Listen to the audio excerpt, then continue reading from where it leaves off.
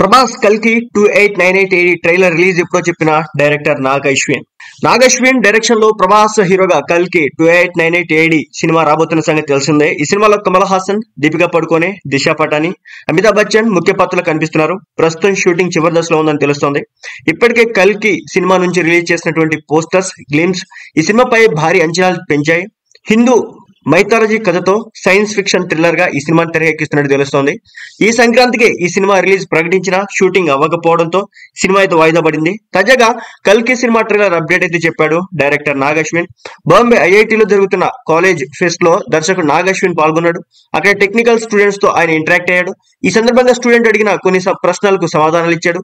ఈ క్రమంలో ఓ స్టూడెంట్ కల్కి సినిమా ట్రైలర్ ఎప్పుడు రిలీజ్ చేస్తారని అడగ్గా నాగ్ అశ్విన్ దీనికి 93 రోజుల తర్వాత రిలీజ్ అవ్వచ్చేమో అని సమాధానం ఇచ్చాడు.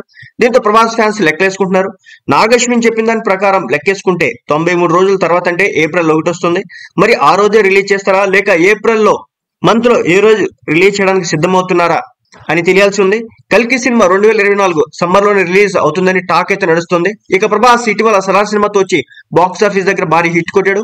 ఇప్పటికే సలార్ సినిమా 500 కోట్లు కలెక్ట్ చేసింది. సంక్రాంతికి డైరెక్టర్ మారుతి సినిమా అప్డేట్ కూడా ఇవ్వబోతున్నట్టు తెలుస్తోంది. దీంతో ప్రభాస్ అభిమానులు అయితే ఫుల్ ఖుషీగా ఉన్నారు.